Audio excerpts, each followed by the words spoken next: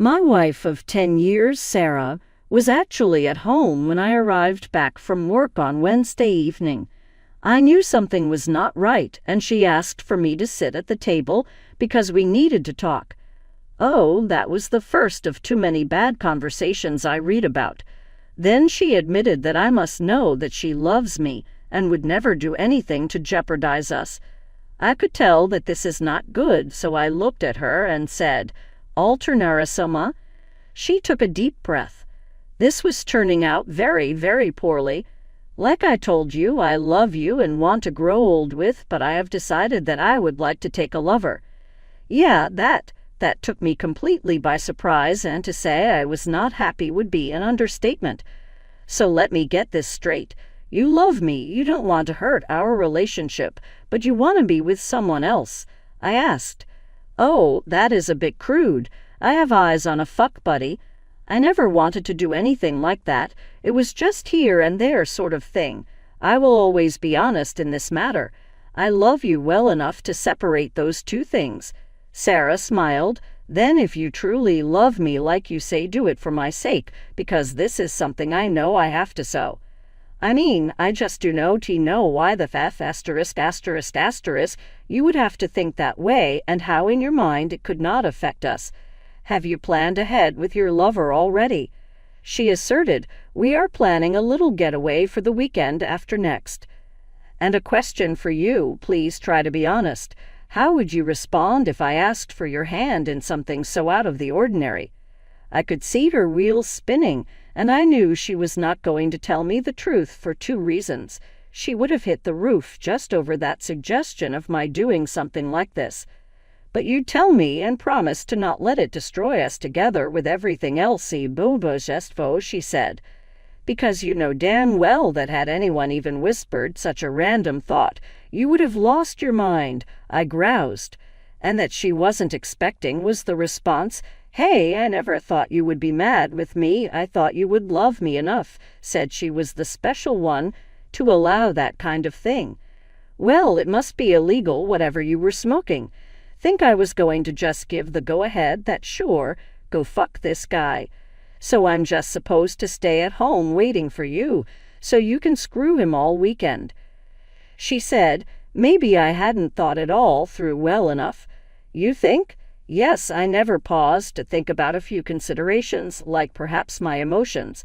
Are you going to do this or not? If I say no to it? I don't know. I never really thought you would say no. You didn't plan this out very thoroughly. I tell you what, let me think about this in a few days. You and I can talk about this on Sunday evening after I have the opportunity to gather my thoughts. Tonight you shocked me. I moved to our bedroom and started packing my things into the guest room. What are you doing? It's this. I'd rather not be sharing a bed with you when clearly all that was in your mind just then were other than you and me. After I was in the guest room, I slammed its door. I barely slept, but at least came up with a plan. It was also I then decided that were she to do this, it would be over between us. The following day I emerged at around midday and did not say one single word to Sarah. I called into work for the next 2 days saying it was a personal matter. Then I went to work. I popped 3 voice activation recorders. I placed one beside her phone, another in the bedroom, and a third in her car. Also, I bought another one of those phone tap recorders to wire with our phones. Our next destination, the cell phone provider. Because her phone was in my name, so I could easily request a copy of her telephone charges. I proceeded to check her email accounts while she was still at work. According to me, she had opened one, which I haven't, but with a simple password.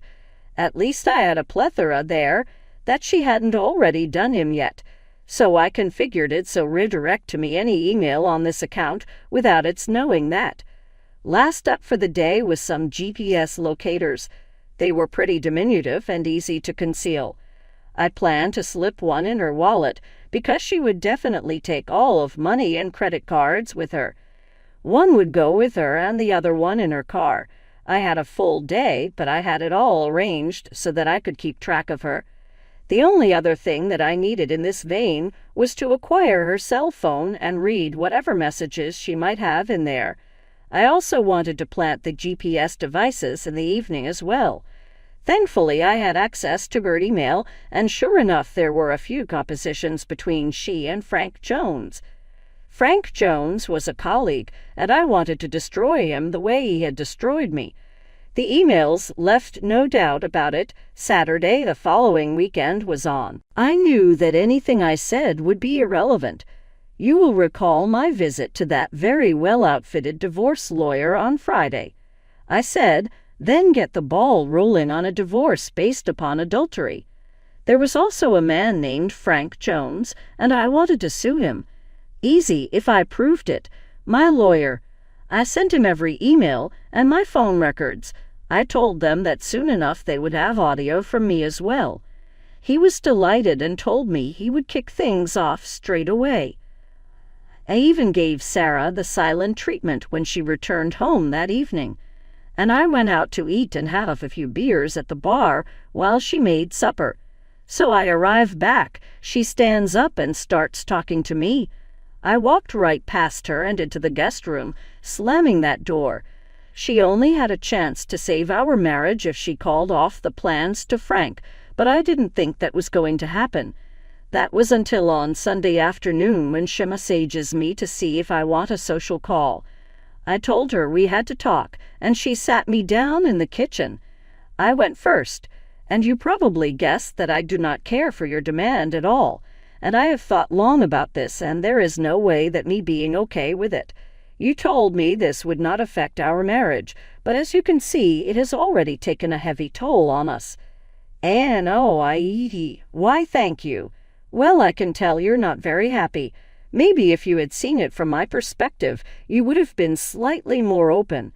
I've been feeling like shit as first have I tried to see this through your eyes for once, but then, no matter how I'm mounting this on a plate, it's fuckedup. So my answer has to be no.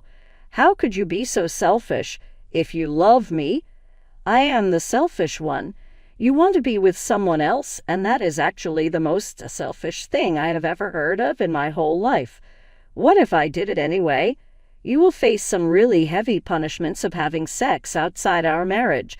We promised the same vows a decade ago, and they said you would only be with me. I didn't want you to know, but it's just something that I have to do. Oh well, I suppose this conversation is done. It seems just said to yourself, you need read why the heck not do this. I pushed away from the table and walked to my own house. To their emails, I drove my laptop to a Wi-Fi spot and started watching. She was furious and told him she was going anyway. That was good, he said, because room 125 at the Hilton in Kansas City this Friday and Saturday nights. I instantly had that room booked for Thursday night. This was all becoming far too simple. They also had a date Saturday night. What more likely happened? A fancy dinner, followed by some dancing and hot sex. Sarah replied telling him that she had purchased some sexy lingerie just for their date. I'm never the last to eat him just eating when I'm seeing mails going back and forth. They had moved on to planning their weekend, despite my protest. Check-in was at 3:00, so he would pick her up around 1, or they could leave as soon as possible, because the facility is 2 hours away. I was shocked that he was coming over to the house. I said I may have to evaluate what it was that wanted me in there. I even booked a room for the weekend. It was just similar enough to their own that they could tune in all the signals. I went shopping for things I needed the all days after that. Right before winter testing, I throw a pair of tiny fiber optic HD camcorders into my bag. I had intended to hang them in the room on Thursday, so all was set up for recording their weekend affair. This would be beautiful ammo in my next filing for divorce. I completely ignored her throughout, but the end of Wednesday was when she got past last chance. She would have a final reprieve. If she voted for Frank, it was over. I said, come and sit at the table. Let's talk for a minute. She still had something like a smile on her face. I said, have you thought any more about this? I have, and I continue to feel that. This is the absolute very last time I am going to say any of this. Do yourself a favor and don't ruin what we have to fuck some dude around the corner. This is your final warning, and if you do continue, it will cost you dearly. Frank is going on Friday afternoon, and I will be back Sunday afternoon. I hope we can get over this and move on. So you chose Frank over me? Guess that tells me everything I need to know. Huh. I got up and left the room. I walked into the guest room and, as per usual, slammed the door. I was just not going to let anyone take me down. I had my last divorce, and hell yes, someone was gonna pay for this time. I went to work Thursday morning and told my boss I needed the afternoon off as well as Friday. What was going on, he wanted to know, and I told him that I am just getting ready for my divorce from Sarah. He was sad, but told me he would be there for support, and I could take as much time off that I needed. In fact, I drove to KC Thursday and stayed in their room. I got all the nodes set up and tested everything to ensure it's operational. I needed to get everything so I could walk away with all the proof for divorce, and then I was gonna kick his ass. After reaching my destination, I tested all of the cameras using my laptop and ensured that they were pointing towards proper directions. I sat in one place for a while to allow them time off, and then moved around the lot testing that every single bulb lit up. Everything was perfect. And then I walked down the halls, counting how many doors it would pass that weekend to reach where I was stationed. Again, it was okay. I drove home and thought about the end of my marriage. I had one more stop to make. I went to a gun store and purchased some pepper spray. I was going to use this in order to screw up the kiss cam theme with their intimate date. Sarah was standing in the kitchen when I arrived. She stood looking at me, waiting for a reply. I just walked right past her and did not say anything. I slammed my door again. Sarah walked into my room trying to be friendly. I told her to keep it for Frank, 'cause I didn't need the pity. I walked away from her, and then she disappeared. I do not remember sleeping well that night, but I had everything assembled to finish this off. I woke up like normal Friday morning, and I left without saying a word to her. Went to the lawyer and signed DOS reordered papers, equals agements. I shared with him that I would have all the evidence gathered on Monday and to process her at work in the late afternoon. I demanded they also serve papers to Frank concurrently. Alienation of affection was my great lawsuit against him. I then checked Sarah's never-used GPS, and it said she was at the hair salon. I got into the house, went over to her suitcase, and pulled out all of her sexy new underwear. They were in fact very sexy. I just wished they had been for me. I donned rubber gloves and retrieved my mace from the glove box. I sprayed the inside of her panties and bra cups with it, set everything back in place into her suitcase. This was going to be fun. I emptied each and every single joining bank account, withdrew all the cash it contained, waking to our branch, followed by closing all the credit cards with both names on them. I then returned home to tell my wife goodbye. If it was 12:30, then I knew she would be putting on her new guy. I stepped into the house and saw there was no Sarah. Oh well, she must be upstairs getting ready. I walked to her room and went inside. She is in some of the sexy underwear I had bought her. Her hands flew to her battered breasts, but I told her not be so thick and that I'd already seen yes. She had an amazing new hairstyle, hair styled up to form spiral curls on her head.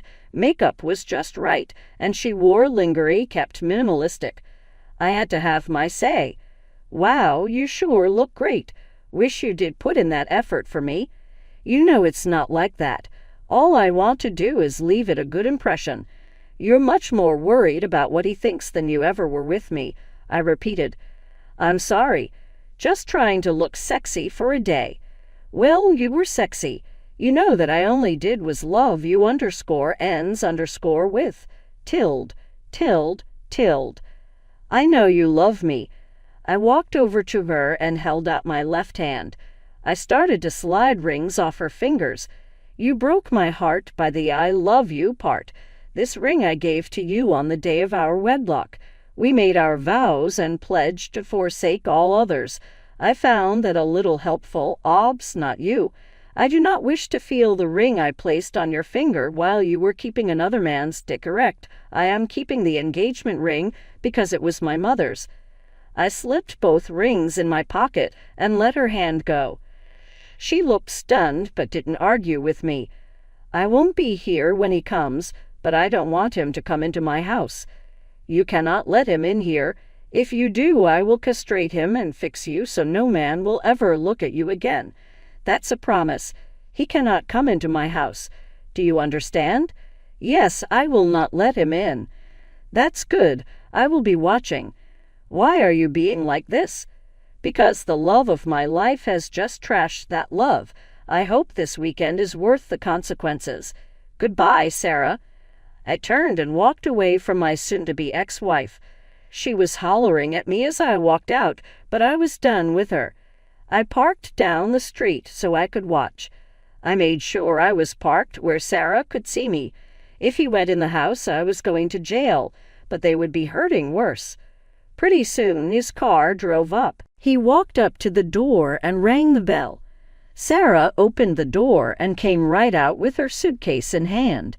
She sat it down and put her arms around his neck before giving him a long, deep kiss. As he picked up her suitcase, she looked my way and gave me a smug grin. She sat right next to him in the car and gave me the smug look again as they drove past me. I flicked her off and the smug look disappeared. I went back to my house and changed all the locks and the garage door code.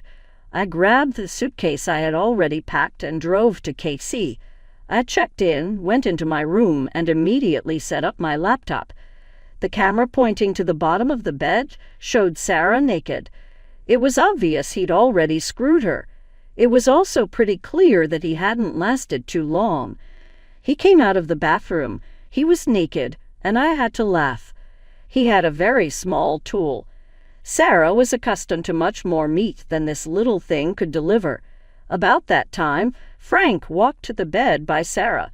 He was hard again and ready for another go at her.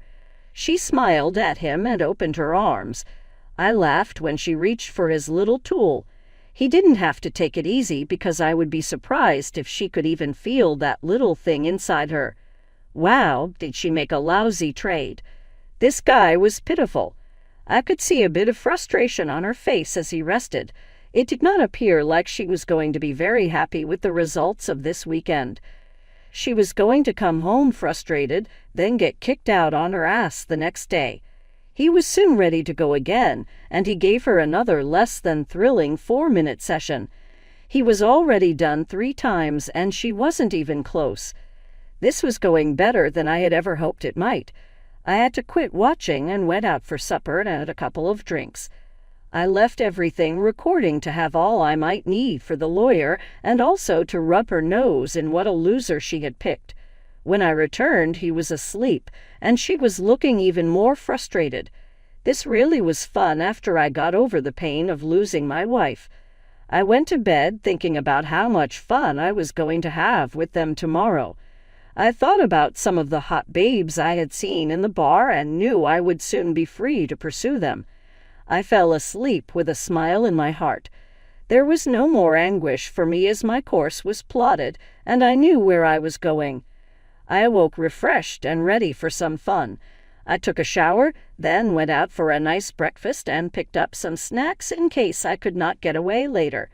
I went back to my room and called the local florist. I ordered a bouquet for Sarah. I had always given her one just like this on our anniversary. Since there would not be another anniversary, I wanted her to think about what she was jeopardizing. I asked for it to be delivered at 11:00 a.m. I hoped my timing might be good, but it didn't matter. The timing was perfect. They got dressed and went out for a while. When they came back, they began making out. They were soon naked, and he had just mounted her when there was a knock at the door. The florist delivered the flowers, and I could see a pensive look on Sarah's face before she became angry. She got out her cell phone and dialed. My cell phone was soon ringing. I answered, and we had a short conversation. "Hello. Hello, how are you doing?" "Not worth a damn. My wife is out drilling some other guy while I sit here getting more angry every time I think about it. Why do you ask? It's not like you give a damn." "Well, I just got a bouquet of flowers, just like you always get me for our anniversary. I wanted to know what you were doing." "I don't know how you could think I did that. First off, you and your rocket scientist boyfriend kept me in the dark about where you were going. Secondly, if I had sent you flowers, they would have been ragweed, and the card would have read to my cheating wife. That's not very nice. Right, and your little Frankie is? Maybe they will give you some idea of what you're throwing away." I saw a very stunned look on her face as I turned my phone off. She was soon dialing again, but of course there was no answer. She tried a few more times, then gave up. She told him what I had said, and he assured her that I would get over it. That was not going to happen until I was rid of the both of them. She wasn't in the mood for sex, but after a while she began to give in. So I called for a pizza delivery and ordered Sarah's favorite pizza. They arrived just as he was mounting her again. He was furious and said he would not pay, but the delivery guy checked the room number against his mobile. Frankie ended up paying because he was threatened to be reported to the police. They ate anyway, since they had already paid the entry fee. They ate their lunches, they talked for a while, and then Frankie was bugging her again. As they started to get a little of the sexy, I called out for her favorite sandwich from across my room and made an order with our local deli. The sandwich was brought up about a minute inside her, across the bar, no less. Sarah just stared at the sandwich when she saw him. He must have figured out where they were. I didn't let her down, and she proceeded to berate him for 20 minutes before he ended up telling me about my rocket scientist crack, as they thought I'd somehow hacked into her new email that he mentioned it in. She had finally caught on, and it only took her a while. One woman said to her husband, "Honey, she's smarter than that, and it would have been nothing for her." They got dressed and went out. She said when they come back, then keep her clean and dressed to go for their romantic date. She had promised to reward him tonight. They left, and I laughed so hard my eyes watered. The neighbors then took a shower and changed their clothes.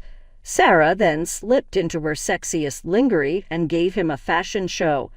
So he tried to overstep themselves with her in sex, and she said that they had their date. I pondered how quickly her shock would manifest itself. She went and changed as well. She looked stunning. I knew I was running a bit of a risk with my surprise, but it would be funny if things worked out the way they had in my imagination. They went off together, and I stayed back, waiting for them to come. Back. They were back in about an hour, and Sarah bolted to the bathroom, stripping as she went into the shower.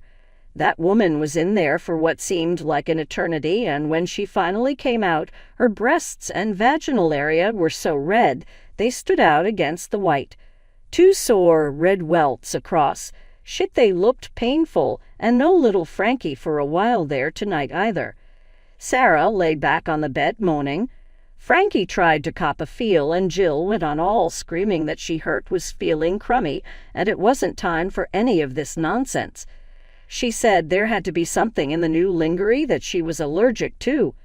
Little did she know. Then I put together all my videos and made DVDs for the attorney as well as being Frankie's wife. I prepared everything and went to bed. A great day again that put back the smile on me. It seemed all was not well in paradise. Alas, its genesis lay with me, it appeared. By early Sunday morning, I called it quits and made my way back to the waterfront. When she got back home, Sarah would be in for a lot more hell. And then today it would end. Later that day, when Frankie dropped her off, he didn't even walk in the house carrying luggage. He just let her out. I was on the couch watching football and didn't even look away from the television as she walked in.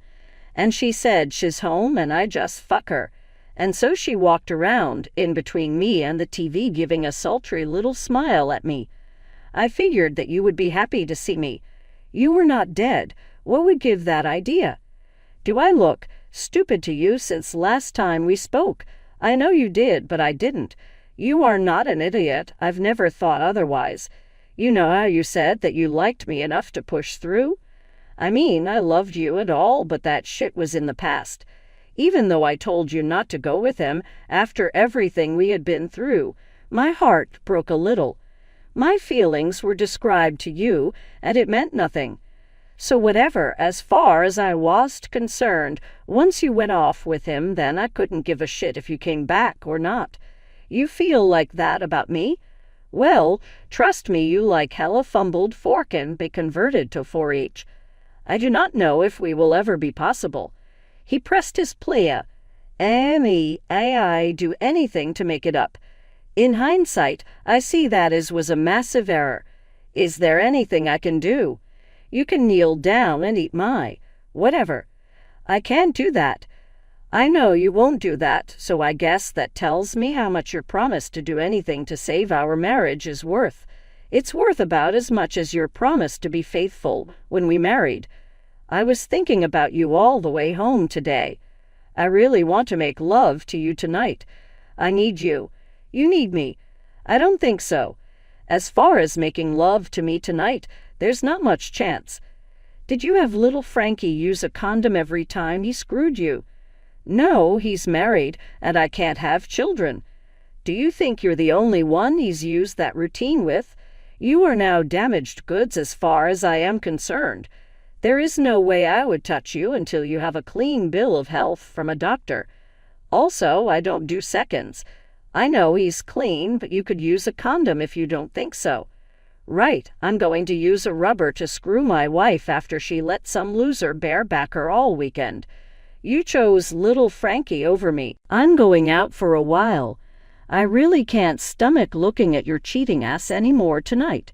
You can sleep in the guest room tonight. I like the master bedroom better, and unlike you, I didn't do anything wrong. Can we talk about this? We can talk tomorrow after you get back from work. I really don't know what else there is to discuss. I walked out of the house and went to a nearby bar and grill to get some supper and clear my head. Actually, my head was clear as I knew exactly what I was doing. I just wanted to get away from her. I don't really drink, so I just ate, then went for a long walk. When I got home, she was in my bed. I looked at her and told her to get the hell out of my bed. This is our bed. I have just as much right to be here as you do. The hell you do. You gave up that right when you screwed little Frankie. So you either get out of my bed or I'll drag your sorry ass out of here and toss you in the street. She began crying and slowly left the room. I closed and locked the door behind her. I could hear her still crying as she walked down the hallway. In the morning, I completely ignored her.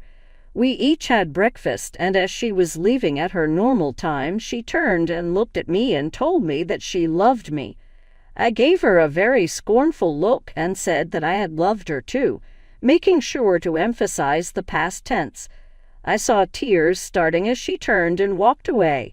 When she was gone, I began packing her things in garbage bags. I packed her stuff until I called Frankie's wife, Sarah. I asked her if she knew that her husband spent the weekend with my wife. She thought he had been away on business, so when I offered her copies of my evidence, she was very enthusiastic about the idea. I was stunned when she opened the door. She was absolutely stunning. I was at a loss for words and had to apologize to her. I blamed it on being stunned by her beauty, which of course was the truth. We got down to business, and I explained what had occurred over the weekend. She was furious, and we decided she would accompany me to the lawyer's office and see if he would take her case. He actually ended up taking her case and gave us a bit of a discount. I talked to him while she started filling out the paperwork. I stood to support Sarah, asked him if I had to wait for Frankie. She would be all right, he said, as long as she signed the papers in advance. Mom and I had lunch while they were getting her papers in order. I drove her home after she signed and went back to my place waiting for Sarah's call. I was to call Sarah that evening and let her know how it went. My phone rang about 3 o'clock. She was not a happy camper. What the hell is this? What the hell is what? Now I just got served with divorce papers and Frank is getting sued for something. But it seems a little self-explanatory to me. I told you there would be blowback. You apparently didn't take me seriously. I never expected you to do this. Perhaps a new alarm should have been set when you came in and asked me, then just maybe your little Frankie thing would not be filling your head with all this crap guy. I am not speaking about this over the phone. I will see you when I get to my house. Then I just hung up on her. I even threw the garbage bags of her stuff onto front lawn and waited in impatient anxiety for my basket case to return. She flew off the handle as soon as she pulled into our driveway. I recorded this because I wanted to be able to get a restraining order from me. Shouted at me and cursed with saliva spraying out from her mouth. I sat and listened as she ranted to me. I finally gave in and initiated our final conversation. Hire me, you need to hush so we can talk. If not, then I will put your things in their car and you can leave. You never give it another thought until, why are you doing this to me? Do this to you? You stupid woman, you did this to me and to us.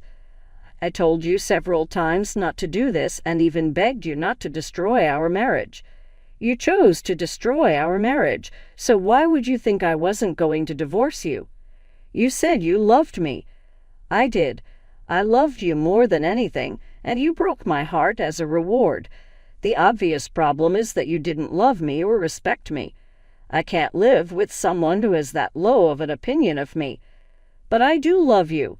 If you loved me, you would not have gone and drilled little Frankie this weekend. Why do you keep calling him little Frankie? I have video cameras in your room and recorded the entire weekend. It should be obvious why I call him little. The first time I saw his pathetic tool, I laughed until I cried. I wondered if you could even feel it inside you. I noticed that you weren't climaxing like you do when I drill you. We don't drill. We make love. That is the main difference. I want to say that at least you are right. We did really made love. My guess is you are going to wish for that back. On the plus side, you can now fuck whoever. There are a drop-in new guy every night. I don't want that. I want you and only you. Come on in, let's sit down for a little while. I apologize, Earth, but I'm rather pissy right now. However, I would never ever cause you physical harm. Although this is not the case for tiny Frankie. We hopped in and sat at the table, where we always did. Finally, the final time we sat together like this struck me hard. This time she started it, and I tried to catch my cool a little bit as not talking all too mean to her. You can't possibly kill Frank, could you? Why not? My marriage used to be kind of happy in a naive way. I mean, he has got to pay more than my lawsuit and the divorce that is happening right. I mean, he is basically not getting a divorce. His wife understood what we were after touched, and she said that he felt it was okay for him to do this. You believe that. That was a sleazy move to make me appear like evil, because he wants at your body. The wife talked to me the morning, and I provided her with my evidence. He had said he was away on business. We are now sharing a lawyer. He even cut us a volume deal. I really do, you said, what every man says only to manipulate, and then turns around like it's my fault. You would have lost your mind a long time ago. He knew his wife would have nothing to do with that. I don't believe you. Never in a million years would he do something like that. I, even to this day, do not wish to listen at my word. Precisely why you should be divorced by now. On the other hand, I really couldn't care less what you believe. The next time you phone him, he will tell her where to go to. So you are literally throwing me out. I am. The night you told me about your plan, I went into the guest room to think. I knew within an hour that I would divorce you. I spent Thursday buying the equipment I needed to gather my evidence and to hack into your email account. Friday, I went to the lawyer and began the divorce process. Why didn't you tell me you were going to divorce me? I would have stopped. I don't think you would have. It would just have made you angrier. I explained to you several times how I felt, but the decision had to be yours. You had to be the one to stop it, or you would have been mad at me forever. I noticed in your emails that what I said meant nothing to you, so I was sure I was doing the right thing. I didn't sign the papers until the next Friday when you were getting ready for your date. I can't believe that I was that stupid. Is there any chance that you could forgive me? Sarah, I loved you so much that I might have been able to forgive you. Last night I gave you a last chance and you blew it. I think I could possibly forgive you, but I would never trust you. I would be waiting every day for you to tell me you wanted to drill somebody else. I can't live like that. It's better we just finish it right now." She broke down and cried. I went on. "Unlike you, I have given this a lot of thought, but I always come up with the same answer. I am going to divorce you, and I am going to destroy little Frankie like he destroyed my marriage. You can call him before you leave and share a place or whatever. Don't try to use your credit cards. They have all been canceled. I left half the money in our checking account for you, but I took my name off of it. I will split our savings with you. You can keep your car, but you will have to make the payments on it. The only thing you can have is your own clothes and belongings. After all, living in the place, you can have as much furniture as your home should. The house is mine. If I do sell it, I'll gladly split the money with you. It all states so clear in the divorce papers. If you resist, I will use all my evidence and it will ultimately blow up in your face. I don't want to do that, but will if I have to. I won't fight it. This is all my fault. I just want to say I regret it. Of course you know the difference between a light bulb and cheating wife. No, what is it? You could unscrew a light bulb. She thought it wasn't that much fun. I was like, bitch, your time is up, and released her from my house. I loaded all her stuff into the car while she watched, crying. I opened the door for her while it was packed and handed her one more thing. That was her wedding ring that I had pounded into a pancake with the hammer. I replied that by now it's just scrap gold for her to sell. Her door shut behind me and I leaned down to kiss her forehead. I said my last words to her. "Goodbye, my love." I turned and walked back to my lonely house. I didn't even watch her drive away. I couldn't have, even if I wanted to. My eyes were filled with tears, and I cried for another hour until I was totally drained. It was time to consider my options. As I saw it, I had three. One, I could crawl inside a bottle and drink myself into a stupor. I barely drink and don't like the morning after, so that was no good. Two, I could make everyone happy and kill myself. I would not give her the satisfaction of doing that. Three, I could stand tall, clean and clear that my moral actions were not your mistake. Time to move on with dignity. The major one would not having Sarah around. That made me smile. With a grin I dialed Sarah's number. We organized having dinner together that night, and I knew the healing had begun. It could be we would still just in part become friends, or maybe if I play my cards right and keep repeating the photos of her walking around with hardly any clothes on through my mind like an hourglass, someone dropped it seemed so bad at a bowling alley, then perhaps I'd do even better next time.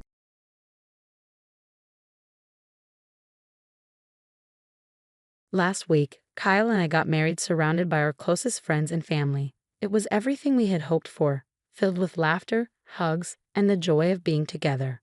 Our families came together to celebrate our union, which made the day even more special. Everything went perfectly except for one problem. My stepmother tried to cause trouble at the wedding. My parents split up when I was young, but they've been great at co-parenting. These days, my mom is dating a guy named Holt, and my dad is happily married to Gigi. I was actually excited when my dad remarried because it meant our family was growing. Gigi has a daughter named Naomi who's just a year older than me. When Dad introduced us, I was hopeful that Naomi and I could become friends. It turns out Naomi wasn't as sweet as she seemed. When Dad wasn't around, she used to pick on me a lot. I didn't just take it though, I gave it right back. Our arguments sometimes got pretty heated and even turned physical. Whenever Naomi cried, Gigi would come rushing in and always ended up taking her side, even though Naomi was usually the one starting things. No matter how much I tried to explain, Gigi never believed me. She'd wait until Dad came home to complain about me. Luckily, Dad never took sides and just hated that we fought. As the years went on, things only got worse between Naomi and me. Mom started to notice how Naomi and Gigi treated me when Dad wasn't around, so she talked to him about it. After that, Dad started taking me out on weekends, just the two of us. It was our special time together where I could talk to him about anything. I really treasure those moments. When Gigi found out about our outings, she wasn't happy. She insisted that Dad include Naomi, but Dad stood his ground and refused. Before Kyle and I got married, we dated for 6 wonderful years, and during that time, I introduced him to my parents. During a family dinner, everything was going well until Gigi made an unexpected comment. She stopped eating, looked at both of us, and boldly said that Kyle was too good-looking for me. The room fell silent, and my mom angrily asked her about the remark. Gigi tried to brush it off as a compliment to Kyle, but he was just as upset. He stood up for me, saying she shouldn't talk about us like that. His support made me smile, and I felt grateful. Even though dinner continued after that, Gigi's failed attempt at humor hung in the air like an unwelcome guest. Her words kept bothering me. Kyle, tall and fit from regular workouts, fit society's idea of attractiveness, while I was shorter and carried some weight. Surprisingly, Kyle had never made me feel insecure about my body. Our relationship was strong, and he never mentioned my weight. Despite Kyle's unwavering support, Gigi's comments about my appearance still managed to shake my confidence, especially when I noticed other girls admiring him.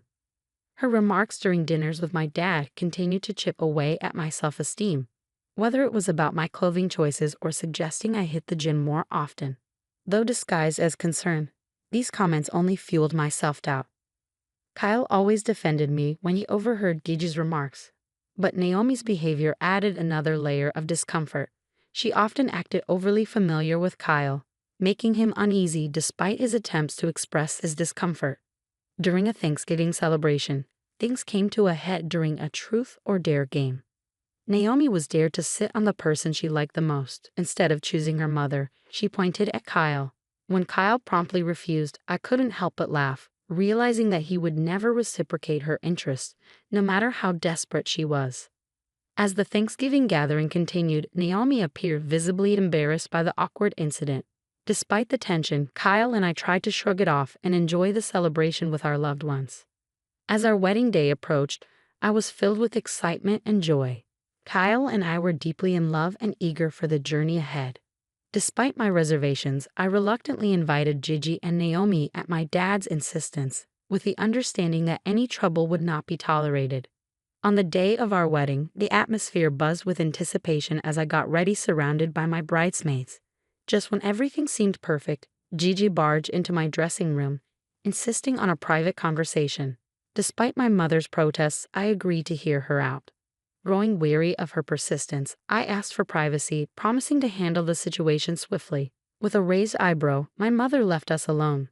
I gave Gigi 2 minutes to explain herself before kicking her out. With an air of fox concern, Gigi showed me multiple pictures, claiming they would change my perception of Kyle. Shocked, I glanced at the photos only to see Kyle innocently chatting with a distant cousin at a restaurant. Gigi tried to convince me that Kyle was involved with this mysterious woman. Gigi claimed she took those pictures while she was out for dinner last week, thinking she was doing me a favor by uncovering Kyle's supposed infidelity. With false concern, she urged me to reconsider the wedding, making it seem like I was about to make a huge mistake. Determined not to let her ruin my wedding day, I decided to confront the situation head-on. I called Kyle and my dad to my room, making Gigi think I was about to confront Kyle about the alleged affair. Little did she know, a different kind of confrontation was coming.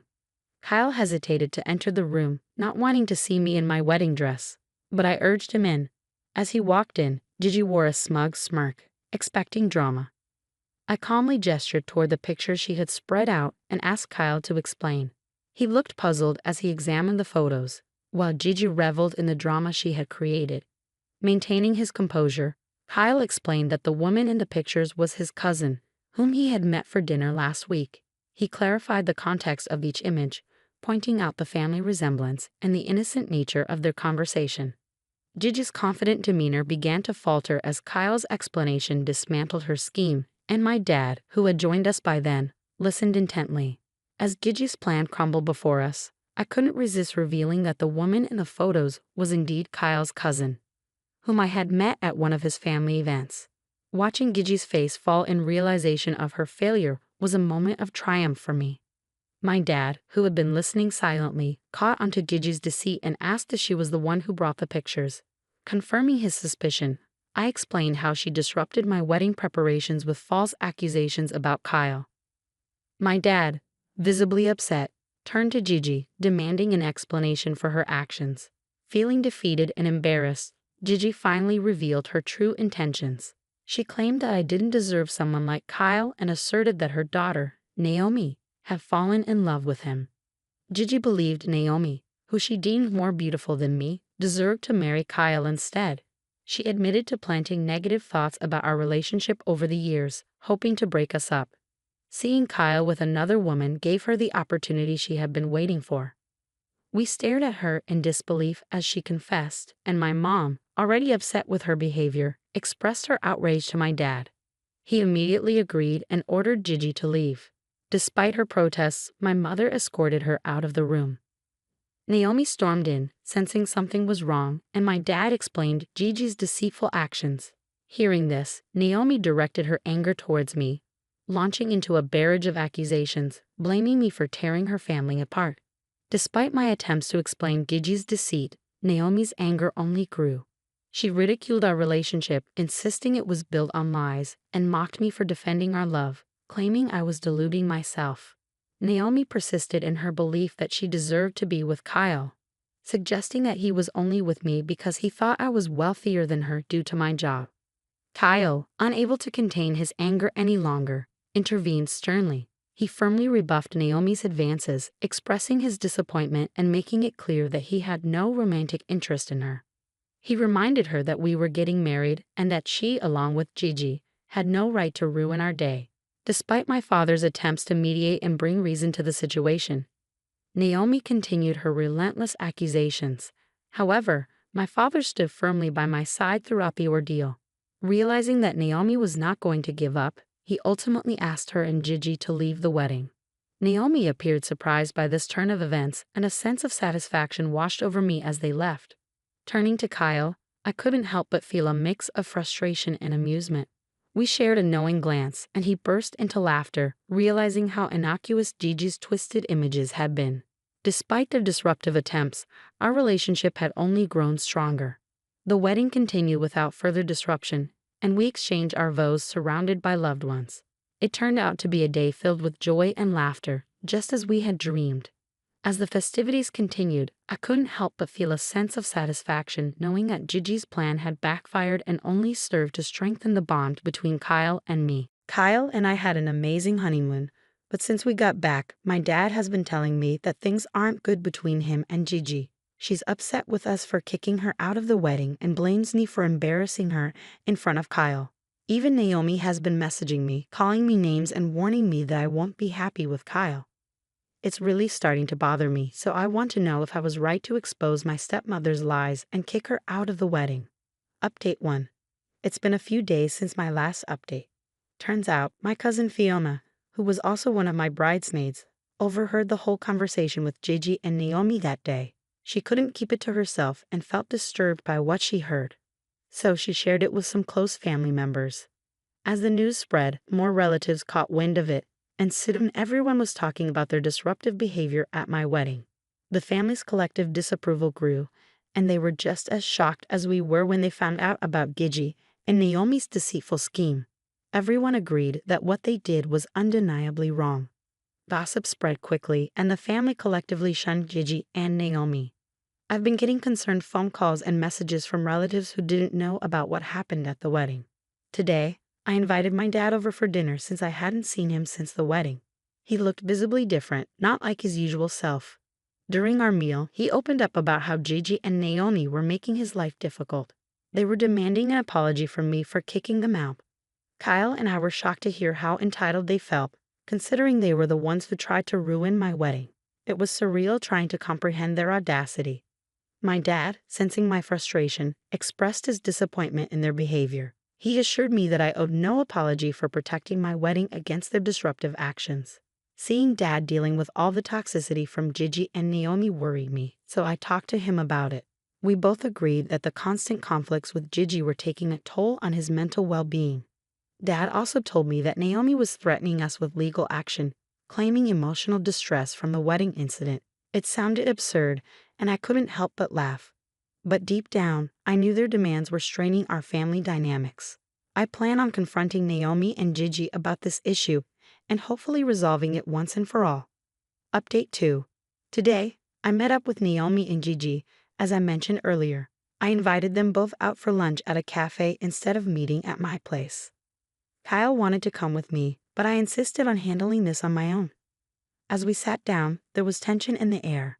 I calmly expressed my concerns about their actions during the wedding and emphasized the hurt they caused.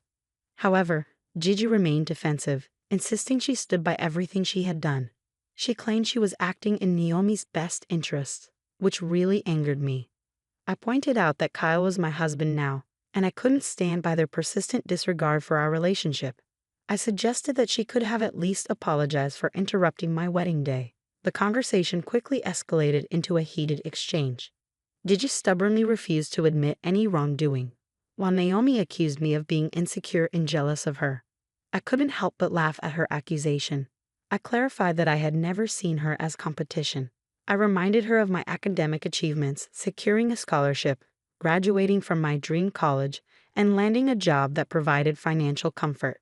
I expressed my frustration, emphasizing that unlike her, I had a partner who genuinely loved me, and I didn't need to go behind someone's back to try and steal them.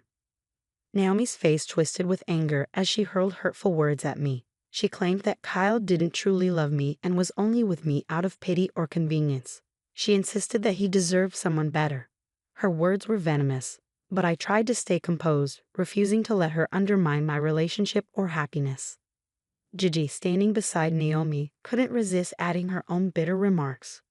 With a condescending tone, she questioned my ability to handle a marriage, implying that I was naive and inexperienced. She even went so far as to mock my relationship with Kyle, saying it was laughable.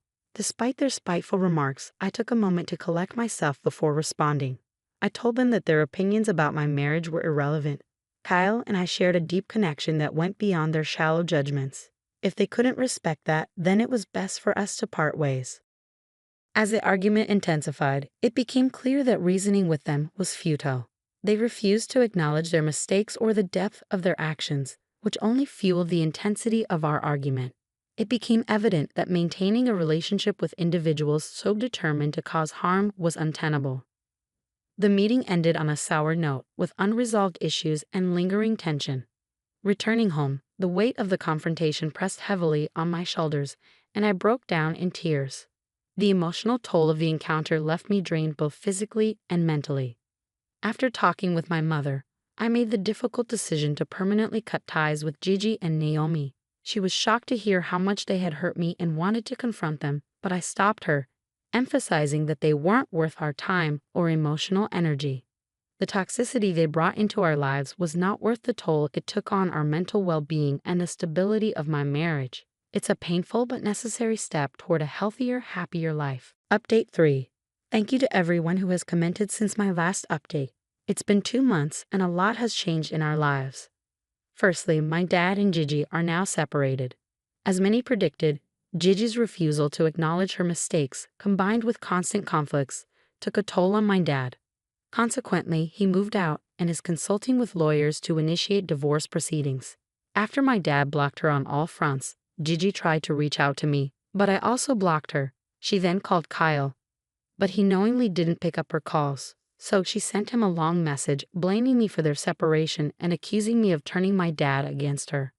Kyle and I read the message together, shaking our heads at her attempt to shift blame. We didn't bother to reply, and Kyle blocked her as well. Since his separation, my dad seems lighter and happier. He's gradually finding peace away from the constant turmoil with Gigi and Naomi. Kyle and I have been there to support him through this challenging time, encouraging him to focus on his well-being and pursue activities that bring him joy. Despite the difficulties, it's heartening to see my dad rediscovering himself and embracing freedom from toxic dynamics. A month ago, I went on a vacation with my mom to spend some time with her. Since the incident, she has been really worried about me and furious at how they treated me. This beach vacation was much needed as we strolled along serene beaches, reminiscing about joyful memories and discussing plans for the future. In the quiet moments of our vacation, surrounded by my mother's comforting presence, I felt so much peace. It was a therapeutic reset, allowing us to strengthen our bond and cherish moments of peace away from the chaos that Gigi and Naomi brought into our lives. As I write this, I feel overwhelmed with gratitude for the love Kyle and I share. His unwavering support and understanding have been the pillars that held me up through the storms. If I didn't have a supportive and loyal partner like him, I don't know what I would do. Reflecting on our journey, I am immensely thankful for the joy he brings, the laughter we share, and the strength he provides in the face of challenges. Looking ahead, I look forward to embracing the prospect of spending the rest of my life with Kyle.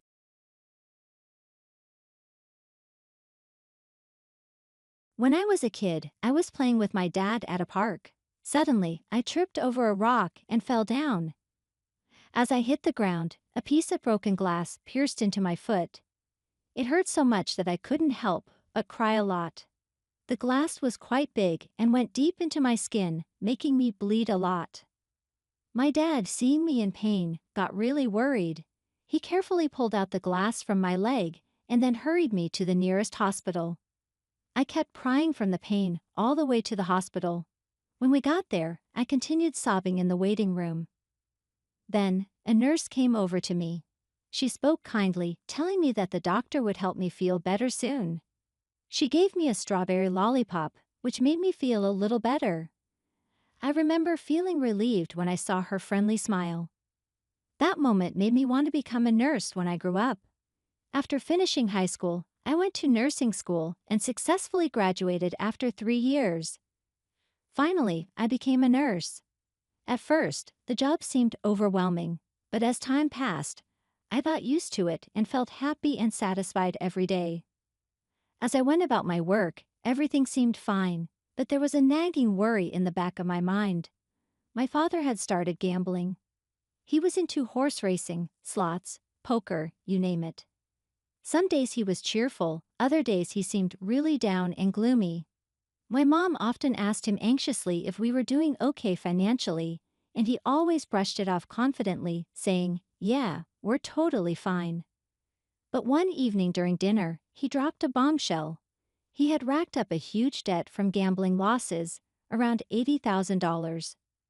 My mom and I were furious, but we had no choice but to help him pay it off. We didn't want debt collectors showing up at our doorstep, so we all pitched in to repay the debt. To make extra money, I took on night shifts at work. Day after day, the exhaustion piled up, and I found myself barely functioning from lack of sleep. Then one day after a night shift, something unexpected happened on the bus ride home. Sitting in front of me was an old man, accompanied by what seemed to be his son. Suddenly, the old man complained of a headache and then collapsed, unconscious. The son panicked, trying to support his father as best as he could. I immediately sprang into action, shouting for the driver to stop and calling 911. Given the symptoms, I suspected it might be a stroke, so I quickly organized the passengers to clear a back seat for the old man. I instructed the son to keep his father's head level and let him rest quietly until help arrived. After the ambulance took the old man and his son away, I hoped for the best, watching them drive off through the car window. 6 months passed since that incident. One day, my colleague Michelle asked if I was free that evening. Since I didn't have a night shift, I said yes. She then explained that she had a mixer with some doctors planned, but they were short one girl, and she begged me to come along. Michelle and I had become friends since we started working at the hospital together. Despite my initial shyness, she had always been outgoing and inclusive. I had never been to a mixer before and didn't know what to expect, so I initially refused her invitation. However, she persisted, and after some convincing, I agreed to go. After work, Michelle and I freshened up in the changing room. Michelle looked stunning as usual, putting extra effort into her appearance with a neat dress and high heels. In contrast, I felt underdressed in my cheap knit top and jeans, but Michelle assured me it was fine. When we arrived at the tavern where the mixer was being held, 2 of Michelle's nursing school friends and 4 doctors were already there. I felt nervous in the unfamiliar atmosphere. The male organizer enthusiastically suggested we start with introductions. They were all surgeons from the same hospital, which seemed prestigious. As each person introduced themselves, I grew increasingly anxious. When it was my turn, I nervously mumbled, "I'm Mary Smith, nice to meet you," feeling out of place among the confident and accomplished group. As I nervously finished introducing myself, Matthew, seated at the end, suddenly made a hurtful comment, calling me ugly. Shocked and hurt, I couldn't believe what I had just heard. To make matters worse, another doctor laughed at his remark, while Michelle, understandably angry, reprimanded him.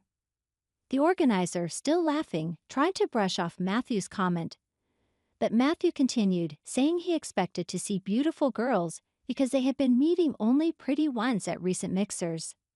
Other doctors joined in, agreeing and complaining about the lack of attractiveness in the women they met. Feeling deeply hurt and shaken, I struggled to hold back tears, my confidence shattered. As I trembled with anger and sadness, I looked down, trying to hide my emotions.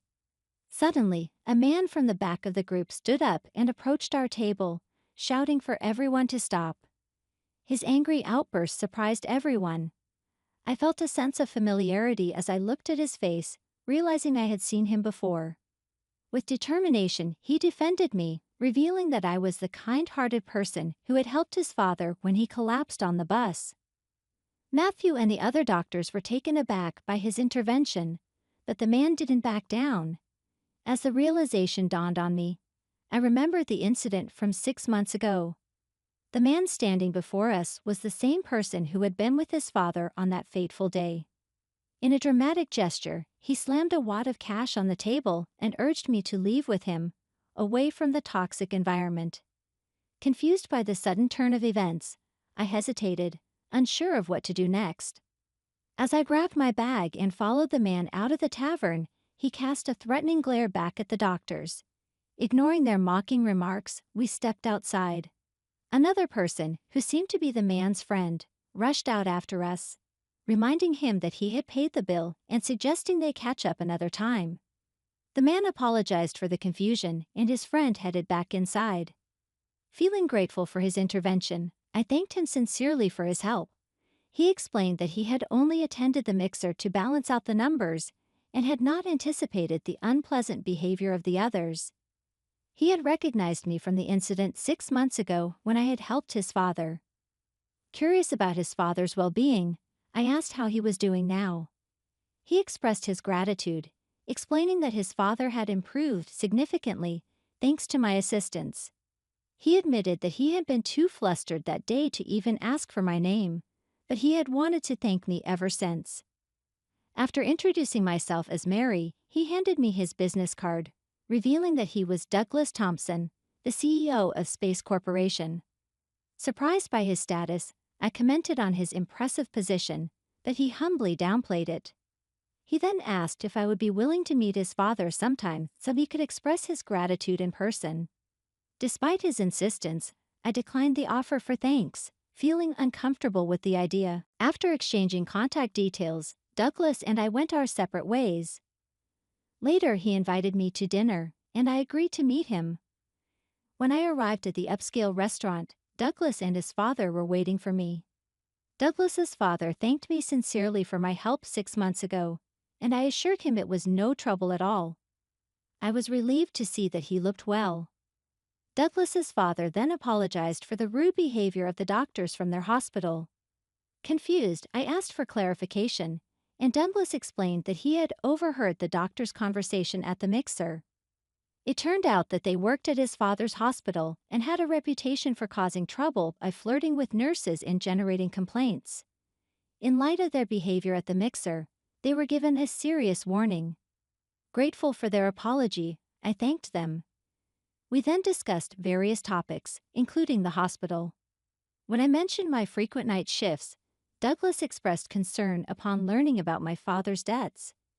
He admitted that he had planned to become a doctor himself, but couldn't handle medical emergencies.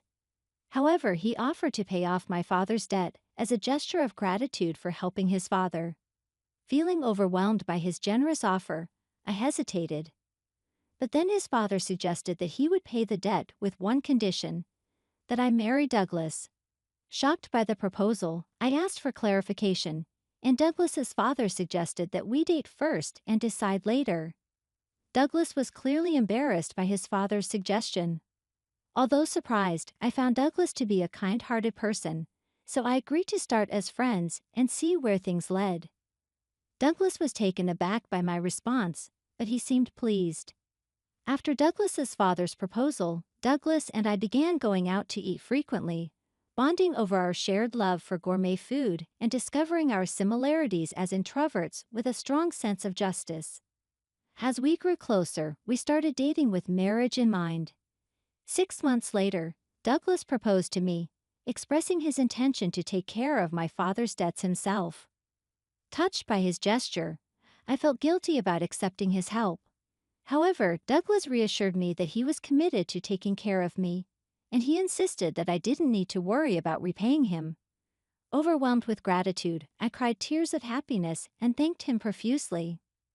When I shared the news with my parents, they were overjoyed that the debts were paid off and that my marriage was settled. They expressed relief that there would be no more gambling, and they thanked me for my good fortune. Douglas's father was also pleased, admitting that he hadn't expected us to get married, but feeling that we were right for each other. With blessings from both families, we happily married and moved into our new home. We've been enjoying a blissful married life ever since. Meanwhile, the doctors from the mixer continued to display defiance towards authority, which eventually led to Douglas's father firing them. I believed it was well-deserved considering their behavior. Today, I continue to work hard as a nurse, feeling fulfilled in my role of helping others. My job is my calling, and I'm dedicated to making a difference in as many lives as possible. For my beloved family, I'll keep working hard and striving for excellence in my career.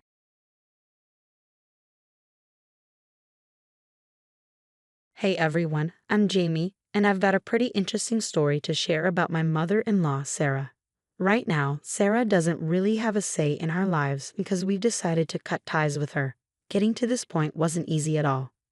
Sarah is a classic example of a narcissist. I'm not a psychology expert, but she shows all the signs. She's self-centered and pretty awful, only ever thinking about herself. Interestingly, her son, my husband Paul, is the complete opposite. I think that's mostly because he was mostly raised by his dad after his parents split up when he was young. Sadly, he only reconnected with Sarah after his dad died from a serious illness. From what Paul's told me, it's clear that Sarah is really controlling and manipulative. Paul once told me, "Jamie, my mom expects so much from me. She thinks she's entitled to everything I have and expects me to take care of her forever." He shared how she used to take all his money when he started working during school. For a long time, Paul thought this was normal parental stuff, but it's not healthy. I told him you were basically her servant, working while she did nothing. "But you've got to make some serious financial changes, Paul," I urged. "I know, Jamie," he replied. "I've tried talking to her, but she always guilt trips me about abandoning her or leaving her to fend for herself. I even suggested she get a job, but she refuses to listen." Paul struggled to manage his student loans since he was financially supporting Sarah throughout college. She stopped working when Paul was 17, the same year he got his first job. From then on, he was designated as the family's primary breadwinner, isolated from their extended family and under Sarah's stringent control. He had always considered this dynamic to be normal. He didn't have friends because Sarah didn't allow it, and he couldn't afford a phone. When Paul went to college, he was introduced to a whole new world. Despite Sarah's attempts to prevent him from attending, he pursued higher education. It was there, away from his mother's overwhelming influence and meeting a variety of people, that he finally realized the abnormality of his upbringing. "Paul, your mother has been quite abusive towards you," I told him. She's manipulated you for years and even squandered the inheritance your father left. Why do you continue to support her? What can I do, Jamie? Paul replied, his voice tinged with resignation. After hearing for years that she deserves my money, it's hard to shake off. I can't completely cut her off. She's the only family I have left apart from you. I understand, I said gently, but you need to reconsider your situation. You're drowning in debt. How much longer can you manage this? Paul didn't have an answer. He realized that continuing to support Sarah meant he could never escape his financial burdens. This situation also made me question our future together. I was aware that Sarah could become a significant issue, potentially claiming a stake in everything we owned. She already disliked me, resentful of the bond Paul and I shared. Don't think you can take my son and his money. Sarah would snap at me. I'm his mother, and the only one who deserves his things. You're just a gold digger trying to steal my son. You need to stop relying on Paul, I retorted. He's an adult and so are you. You're perfectly capable of taking care of yourself. Shut up, girl. Don't tell me how to live my life. I won't lose my lifestyle for a worthless girl like you. Paul will always be under my control, and I'll make sure of it, she replied sharply. Sarah's harsh words were alarming, but I was determined to stand up for Paul. Unlike him, I had a strong backbone and a flair for subtle revenge, which allowed me to handle Sarah without letting her harm us too deeply. Although I often endured her insults, I found them bearable. As the years passed, both Paul and I finished college. I began working in a studio, and Paul landed an excellent job as a graphic designer. Despite his difficult upbringing, he was a diligent student and achieved considerable success. Nevertheless, Sarah continued to exploit his finances relentlessly. When Paul and I got engaged, Sarah was furious. She accused him of marrying a gold digger and worried aloud about her welfare. How can you even think of getting married now? You still need to take care of me. Getting married would be a bad financial decision, she argued. Mom, I'm already taking care of you, and getting married won't change that, Paul reassured her. But Sarah wasn't convinced. But your wife will take all your money. You'll have nothing left for me. She doesn't earn much, and her mother is no help either. They'll both just become a burden to you. Excuse me, but my mom and I are perfectly capable of managing on our own.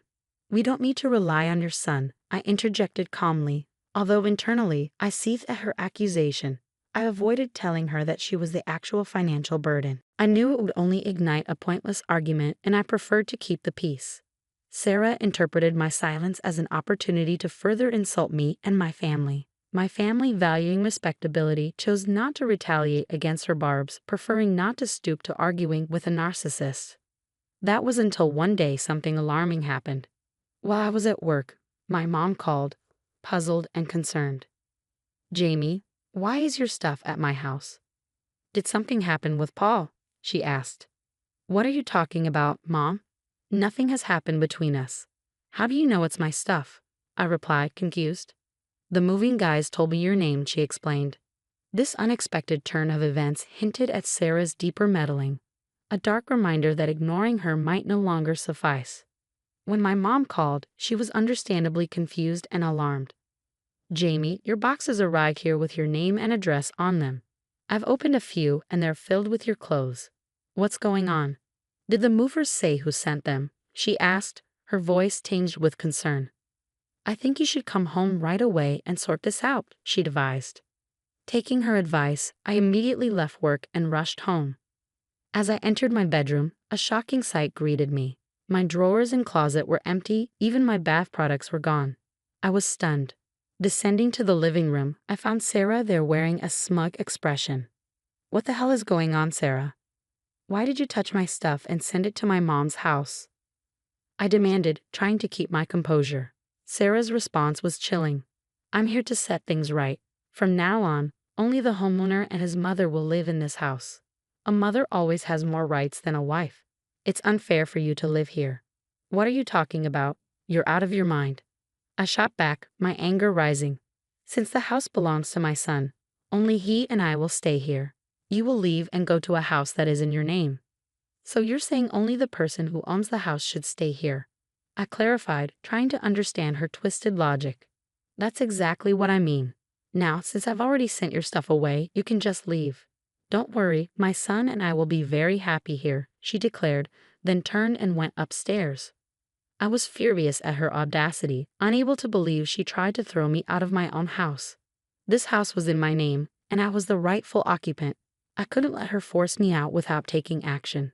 So I made a strategic call and immediately phoned Paul, urging him to come home as quickly as possible. He said he'd be home soon and would reach me in no time. Despite Sarah's attempts to disrupt our wedding plans, Paul handled the situation well. Although it frustrated him, he still couldn't bring himself to completely sever ties with his mother. After our wedding, we settled into our new home. The details of how we acquired the house aren't pertinent right now, but Sarah was livid when she found out. She called me fuming. "So you've already started messing with my son's money, buying expensive houses without even discussing it with me," she accused. "I have no idea what you're talking about, Sarah. Besides, how Paul and I handle our finances is none of your business," I replied, cutting the conversation short. Her resentment was palpable. "You think you can live in a big house while I'm stuck in this small rented apartment? Mark my words, Jamie, you won't enjoy my son's house alone." At the time, I didn't take Sarah's threats seriously. She had a habit of making such dramatic statements, and I had also developed a habit of ignoring her and not giving her the reaction she wanted. I relayed to my mom when she arrived at our house to check on the situation. We were both deeply unsettled, but I knew we needed to stand our ground and confront this outrageous attempt by Sarah to usurp our home.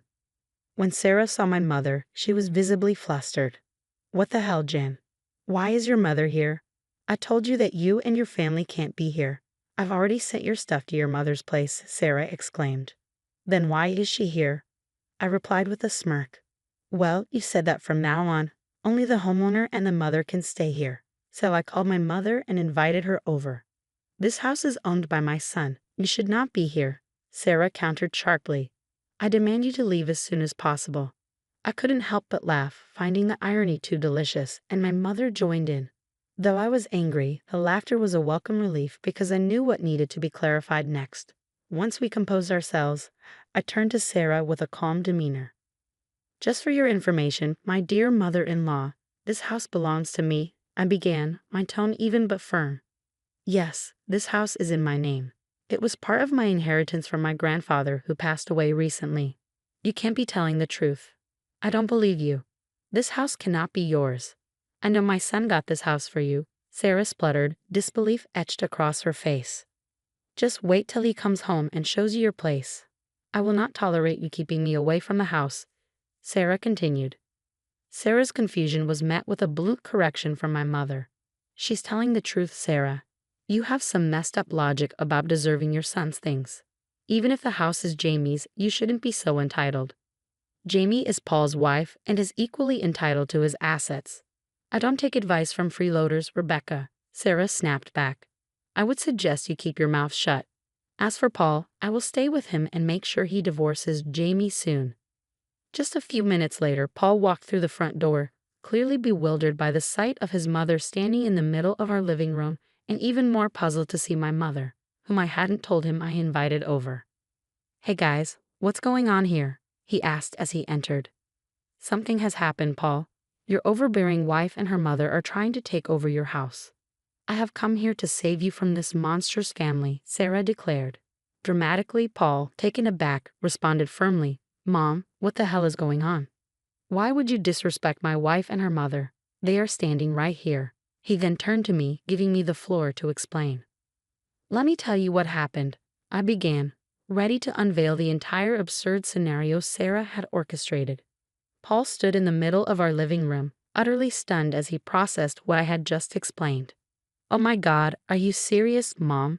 Did you pack up Jamie's belongings and send them to her mom's house? Did you come into our home and move our things? Who gave you the right to do that?" Paul asked, his voice filled with disbelief. "I'm just trying to help you, Paul," Sarah protested with feigned innocence. "You need to reconsider your marriage. I've been telling you not to tolerate her freeloading behavior. Trust me, I can find you a better wife." "Mom, I've told you so many times not to interfere in my marriage. Why are you still doing this?" Paul's voice was firm, his frustration clear. Sarah retorted, her tone escalating. "I'm standing up for you, Paul. Your wife will drain your finances if you don't end this. That's why I moved into your house. I'm going to stay with you. You need to stop saying it's his house. I interjected firmly, Sarah, I've already told you this house is mine. If any mother is staying, it will be mine. Paul looked exasperated as Sarah continued her tirade. Look at what your witch wife is saying. I told you she's a gold digger. She's already claiming that this house is hers. Mom, stop insulting Jamie. This is ridiculous. Paul snapped, his patience worn thin. She's right, the house belongs to Jamie. It was part of her inheritance after her grandfather passed away. Sarah's face turned ashen as the truth finally seemed to dawn on her. My mother chuckled slightly from the corner, enjoying Sarah's discomfort, while Paul looked like he was on the verge of losing his temper completely. Sarah tried to regain her composure, scrambling for another angle. It doesn't matter since you two are married. This house is yours too, Paul. I have the right to stay here. Why should I live in a rented apartment when you have a house? I won't let Jamie take everything from me. You need to kick her out, Sarah insisted stubbornly. Mom, you need to leave, Paul declared, his voice rising. I've had enough of you meddling in my marriage. No matter how much you dislike Jamie, I am not leaving her. I've always made that abundantly clear. You've gone too far with your antics. There is no way you are staying here. Your wife is blackmailing you with the house, Paul. You can't stay with her. Trust me, it will be so much better if you divorce her. I will find you a new wife. Sarah tried to manipulate further. The situation spiraled into chaos. Paul began to shout at Sarah, his anger boiling over. I was equally furious, and my voice joined the tumult as Sarah tried to defend her indefensible actions. The tension was palpable, and it was clear that something had to give in this confrontation. When I had finally had enough, I took decisive action and kicked Sarah out. She looked desperately at Paul for support, but he couldn't even bring himself to meet her eyes. I went to the guest room, grabbed her suitcases, and threw them out the door alongside her. Sarah spent a solid hour weeping on our doorstep until I warned her that I would call the police if she didn't leave. Eventually, she got up and left inside. Paul was overwhelmed with guilt and began to apologize profusely. My mom discreetly went into the kitchen to give us some privacy. Jamie, I'm so sorry. I should have cut ties with my mom a long time ago. All these years, she kept attacking you, and I still allowed her in our lives. I thought she might change and accept you as my wife, but it's clear now she never will, he lamented. Paul, I understand she's your mom and you felt the duty to take care of her. But her behavior has been unbearable. She tried to kick me out of my own home.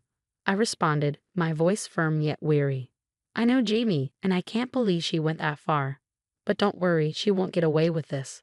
I'm going to stop supporting her financially. She doesn't deserve my kindness after what she's done. You won't have to deal with her again, Paul promised, his tone resolute. We spent a long time discussing our boundaries and expectations moving forward, reaching a solid understanding that brought me considerable relief. To lighten the mood, my mom stayed for lunch, and we ordered some delicious meals through DoorDash. Despite the morning's upheaval, the day turned out fairly well, except for my belongings being displaced. It was satisfying in a way to finally show Sarah that her behavior was unacceptable. My mother had spoken to the moving company when they arrived at her place and explained the situation. They agreed to return my belongings, though it would take some time. In the meantime, Sarah didn't cease her attempts to stir trouble. She bombarded Paul with calls and sent me a flurry of texts accusing me of controlling him and forcing him to cut her off. I showed all her messages to Paul, who was livid and found himself in several heated exchanges with his mother over the following days. It felt like we were trapped in an endless cycle. That cycle finally broke when we decided it was time to take legal action. We reported Sarah to the police, pressing charges of trespassing, theft, and harassment. The police were quite taken aback by the extent of her actions and took our complaint seriously. Sarah might not have been violent, but her actions were far from rational. After the incident, we informed her that we had filed a police report and our lawyers began the process of obtaining a restraining order. However, this didn't deter her. She showed up at our house, furious and unapologetic. How dare you file a police report against me? I'm your mother, and I deserve respect. Paul, you can't do this to me, she screamed at us. I'm done being quiet every time you overstep. What you did was a criminal offense. I don't care what the law says. I'm entitled to be in this house. You've even stopped paying me money. I have nowhere to go. You know I ended my lease to live here. I demand you let me in and remove the police report. She continued, her voice filled with rage. "That will never happen, Mom. Besides, you don't deserve my money after trying to destroy my marriage," Paul replied firmly. I added, "Sarah, you need to stop shouting at our door. We've decided that only the homeowner and her mother will stay here from now on. Since you are neither, you need to leave." My words pushed Sarah over the edge, causing her to have a breakdown right on our doorstep. The neighbors started to peek out of their homes, drawn by the commotion. It was quite embarrassing. At one point, a neighbor approached our front door to ask if he should call the police. When Sarah lunged at him and shouted, he didn't hesitate to dial 911 and let them listen to what Sarah was saying. My mother-in-law continued her tirade until the police arrived and arrested her. This unfortunate spectacle provided us with the necessary evidence to secure a restraining order. Given that Sarah had also been harassing my mother, Paul suggested a surprising solution. "Jamie, I think we should let your mom stay with us for a while," he proposed.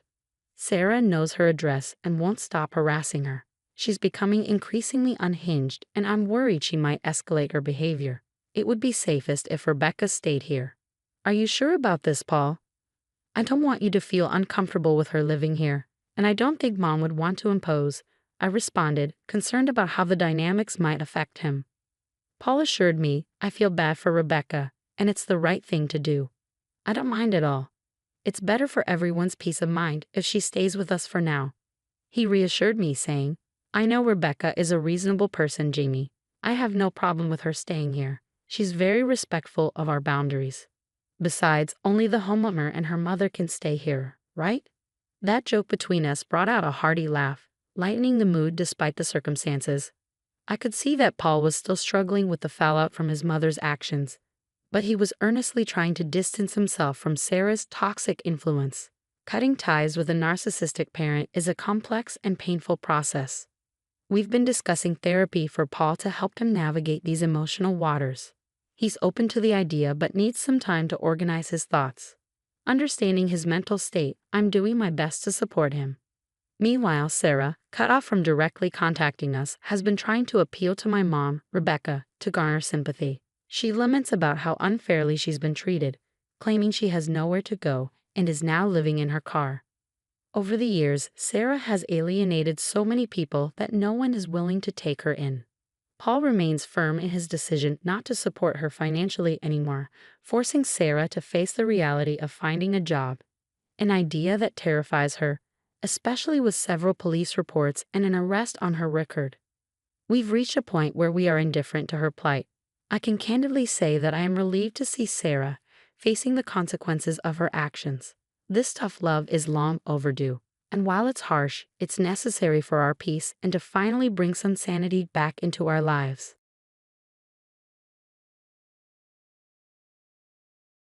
I'm truly sorry that Emma, the groom's younger sister, is part of our family.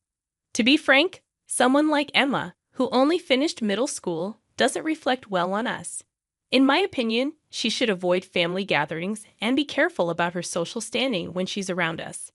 During the family representative's speech at the wedding reception, the bride's father, his face turning red, shocked us all with his unpleasant words.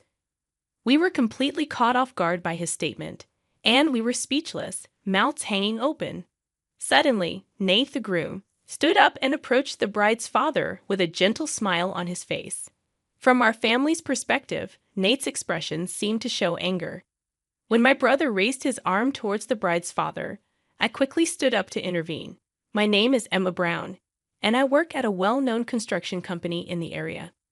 Initially, it was tough for me to fit into the mostly male environment, but over time, I've developed good working relationships with the carpenters there.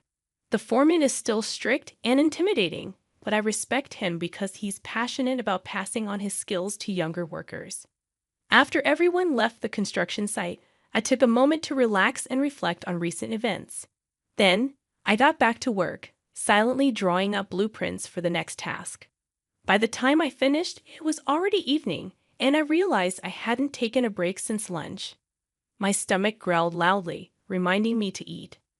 After reviewing the blueprints one last time and giving them my approval, I began tidying up to head back to the apartment provided by the company. That's when I noticed sandwiches on the desk in the rest area, along with a note from the foreman encouraging me to eat. It warmed my heart, and I couldn't help but smile as I gratefully accepted the sandwiches.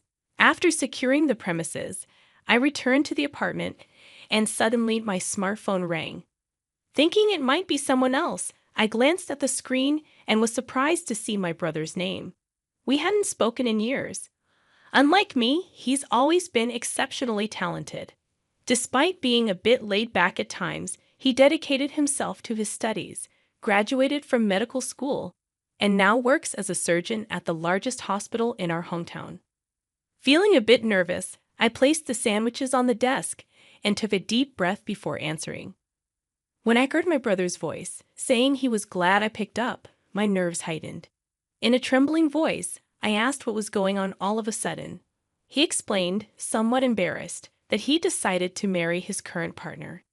He knew I might be busy, but he really wanted me at the wedding. We hadn't seen each other in so long, and he'd been thinking about it. It seemed like a good opportunity. He asked what I thought. In a slightly nervous tone, I replied, "Of course." He smiled with great joy, warming my heart. After briefly catching up on our lives, we reluctantly hung up the phone, suppressing the feeling of nostalgia. I don't know much about his partner, but I assume he's already introduced them to our parents. I'll probably have a conversation with them about it before the wedding day. As I idly pondered these thoughts, I couldn't help but feel happy. I decided to warm up the sandwiches the foreman had given me in the microwave and enjoyed my meal. They seemed to taste even better than usual that day. A while later, I received the wedding invitation from my brother. Once the date was confirmed, I talked to the foreman about taking some time off. After a brief pause, he gave me his consent. Relieved by his response, he chuckled and mentioned a condition. There was a request for me to take on the role of a guest lecturer for just 3 days at a specialized construction school run by an acquaintance.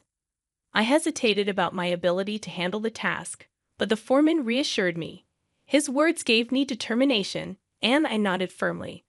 As promised, I arrived at the address provided by the foreman. On the designated day and time, I stood in front of a stunning building, surprised to find out it was the entire campus of the specialized construction school. With awe, I entered the building and nervously spoke to the receptionist. They directed me to a preparation room set up for guest lecturers, where I was reviewing my lecture content when there was a knock on the door. A man entered, and I greeted him with a puzzled expression, introducing myself as Emma from the construction company. He stared at me, seeming to assess me, then let out a deep sigh. He remarked that even though it's a prestigious specialized school, it's difficult for him to share his skills easily. We discussed the importance of tradition, yet he expressed disbelief at the idea of allowing a woman in. Despite his words, he urged me to do my best this time. Frustrated by his dismissive comments about women, I met his intense stare and spoke up. Emphasizing that gender doesn't determine success in any industry, I asserted that good work is achieved when individual personalities come together, and making such dismissive comments about women only hinders progress. Working in a specialized construction school with such rigid prejudices is unacceptable. This perpetuates the stagnant state of our world. Please, let's not burden the young minds about to enter the architectural world with these outdated biases. Furthermore, I won't approach this as a casual 3-day task. I promise to make those days meaningful for the students. Upon hearing my determination, the man let out a frustrated sigh, seemingly annoyed by confident women who succeeded in male-dominated fields. He walked away, but I stared after him, resolved to deliver a lecture that would inspire the students. With burning passion, I stepped into the classroom and successfully completed my 3-day stint as a guest lecturer.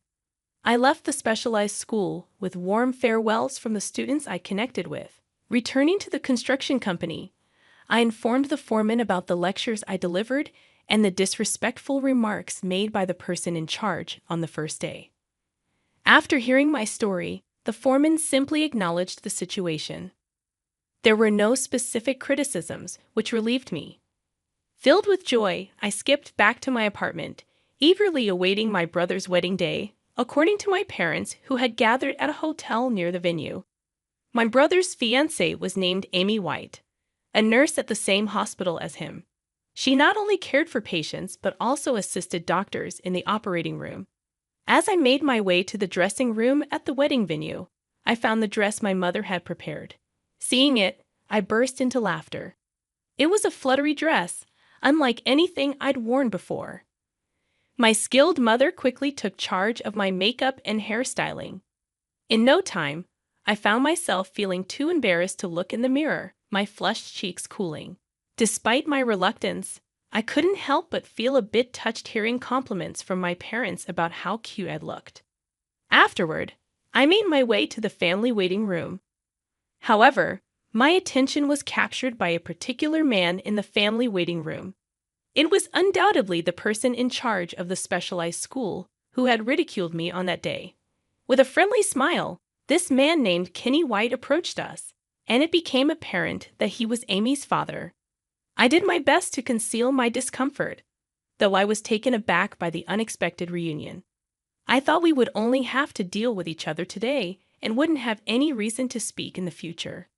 Remembering his words from that day, I suppressed my irritation and proceeded to greet him after my parents.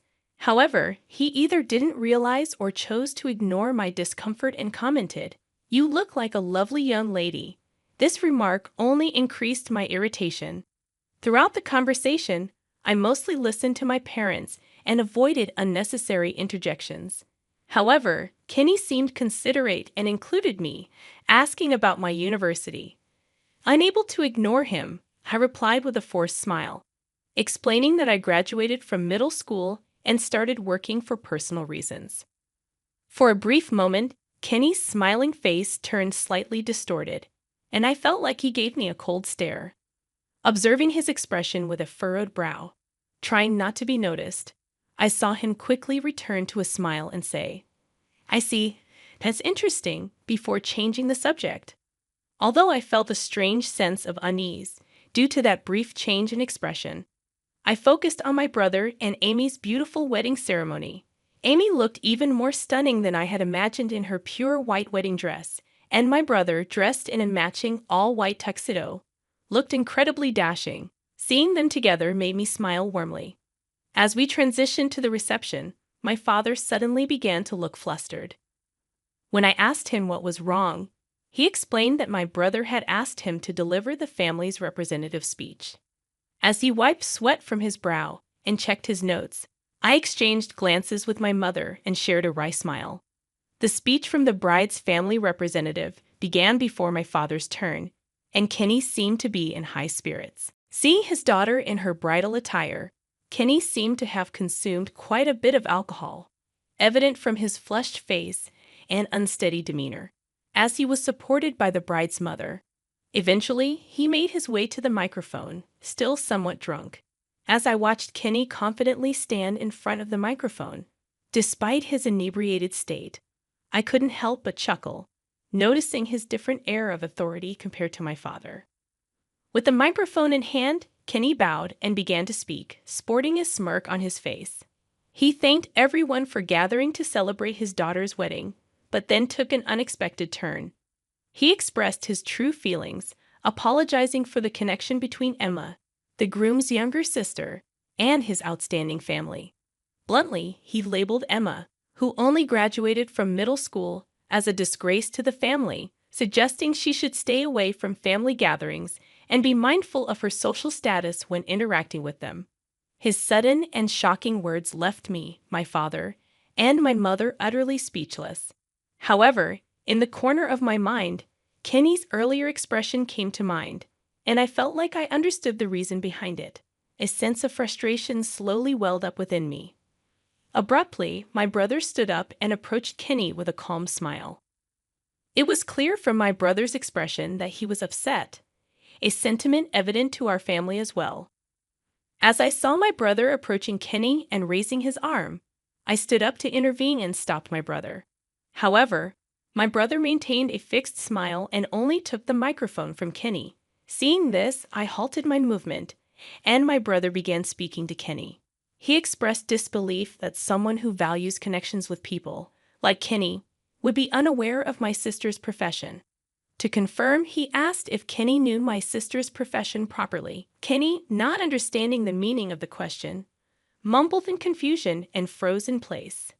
My brother continued, stating that Kenny had personally requested my sister as a lecturer at the specialized school and enjoyed visiting old architectural structures like churches. He revealed that Emma is a master carpenter involved in their restoration. Hearing this, Kenny started trembling and suddenly shouted angrily at my brother, claiming that a woman couldn't handle such a role as a master carpenter. As Kenny continued to make a scene, seemingly forgetting the other guests at the reception, my brother maintained his smile and spoke once more. He pointed out that Emma is a genuine master carpenter trained under the human national treasure, Mr. Herbert Smith. He challenged Kenny's notion that she couldn't handle it just because she's a woman, reminding him that he was the one who reached out to her in the first place. When my brother gestured towards someone, I looked in that direction and noticed the master carpenter sitting quietly in a less conspicuous corner. I was left speechless in astonishment. The foreman, who had been silent up to that point, grinned when he made eye contact with my brother and shot a piercing stare at Kenny. He pointed out that Kenny, being in a position to guide the young folks who will shape the future of the construction industry, harbored such twisted prejudices. He mentioned hearing about what was said when Emma went to teach at Kenny's school. But this is on a whole other level. Whether it's a woman or a man doesn't matter. It's about leveraging each person's strengths to cooperate and become the best we can be. If you keep insisting it's a man's world, you'll be left behind by the times. And by the way, I'm pretty sure I made myself clear during the discussion about the teaching assignment. I said the best apprentice for this task is available. You think I'm underestimating things. If anything, from where I stand, you're the one underestimating us. Intimidated by the thunderous voice echoing through the venue and the piercing gaze, Kenny's confidence seemed to evaporate. He turned pale and muttered an apology before returning to his seat in a daze. The venue remained agitated for a while, but then Amy stood up and, with a composed voice, said, "I apologize for the interruption. Let's take a short break and then resume." With a pale face, just like the stunned Kenny, I glared at his wife, who was frantically calling out to him. She, as if influenced by that gaze, slowly led Kenny out of the venue. When the reception resumed, Amy's parents were no longer present, but she had a refreshed expression, which gradually lifted the atmosphere. In the end, we were able to close it with smiles. Afterward, as the foreman was about to leave the venue, I stopped him and asked about the situation. He explained that despite being asked several times and having a brief conversation, Kenny had knelt and requested him to attend his daughter's wedding, so he reluctantly agreed to participate. When I murmured that it would have been nice if he had told me we were attending the same wedding, he scratched his head with a reluctant look and said, "I didn't think there was any need to say it. Anyway, that guy probably just wanted to somehow establish a connection with me. Even though it happened by chance, the fact that he helped me remains unchanged, so I lowered my head and said thank you." The foreman replied with a wry smile. I'd always tried not to treat people differently just because they're women, but when he said something like that, before he could finish, my older brother arrived and also lowered his head to the foreman, thanking him for responding to the sudden act.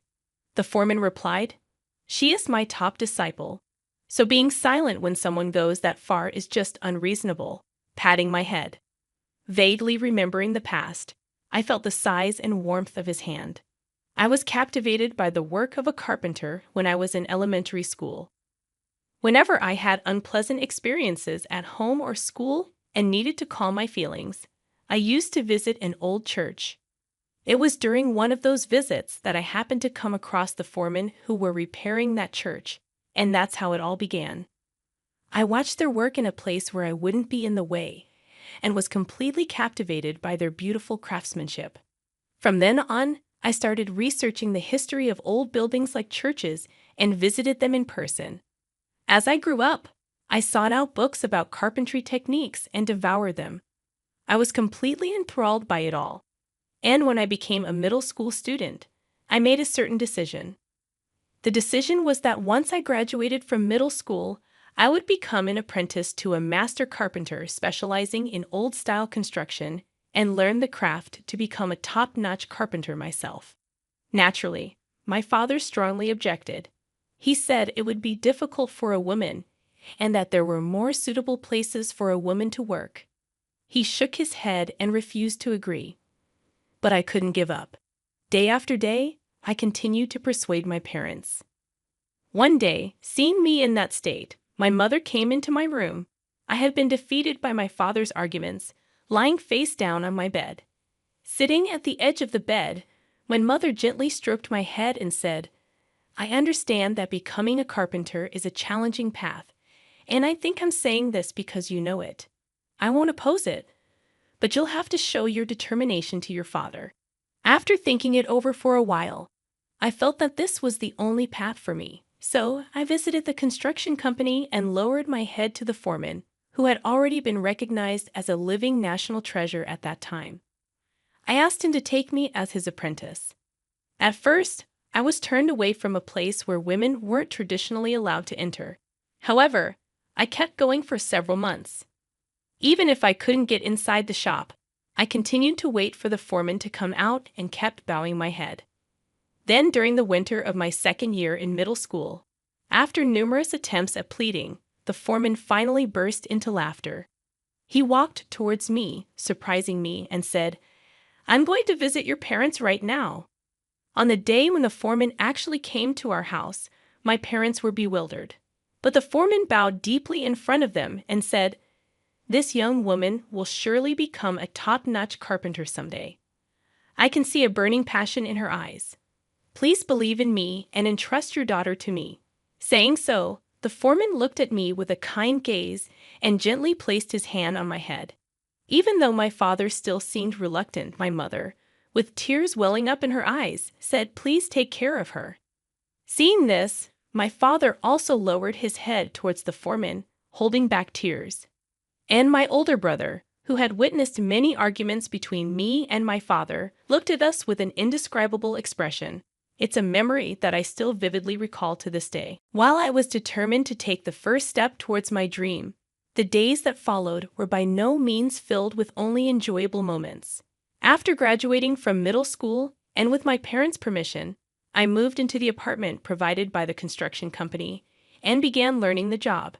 However, at first, I was often assigned to site cleanup, which was extremely physically demanding, and I struggled to keep up with my senior colleagues. Every time the work was delayed because of me, there were many instances where my senior colleagues got angry, saying things like, "This is what happens with women," or "Don't come here with half-hearted determination." Nevertheless, I didn't let it discourage me. I continued to watch and learn from the foreman and my senior colleagues' techniques, occasionally receiving guidance from the foreman himself.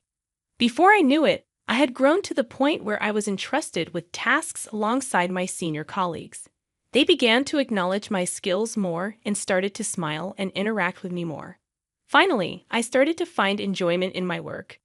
I had thought that it would take much longer to earn the foreman's recognition, but just a while ago, he clearly stated that I am his top disciple. I was so happy and grinning, but then he reminded me not to get too carried away, saying there's still a lot to learn. It felt like the usual foreman had returned, and I couldn't help but straighten my posture. Watching the exchange between me and the foreman, my older brother chuckled and looked at me straight in the eye. "Emma, there's something I've wanted to say for a long time. Seeing you face your dream of becoming a carpenter head-on and working hard to make it a reality, well, it made me realize that I could do more. It inspired me to strive for the highest I could reach in my own studies, which led me to become a doctor and help many people. I believe that if I hadn't witnessed your determination that day, I would have lived a much less fulfilling life. So thank you truly." As he said this, I tightly squeezed my brother's outstretched hand while trying to hold back tears. It felt like a warm sensation was flowing into my heart, and both our parents and the foreman were watching us, brother and sister, with kind eyes. In the end, after that incident with Kenny and the fear of upsetting the living national treasure foreman, Kenny experienced his first setback. Having never faced failure before, having graduated from a prestigious university, he struggled to bounce back from it, and eventually, he decided to step down from his position as chairman of an educational institution, passing it on to his successor. Amy shared this with me when she came to apologize to me again. She was apparently fed up with her father, who was obsessed with academic achievements, and her mother, who accommodated that mindset. So when I saw Amy laugh confidently and declare that she was cutting ties with them, I couldn't help but exchange a knowing smile with my brother, both of us chuckling. I continue to learn the craftsmanship of a carpenter under the foreman while working harmoniously with my senior colleagues. In reality, I've taken on another job.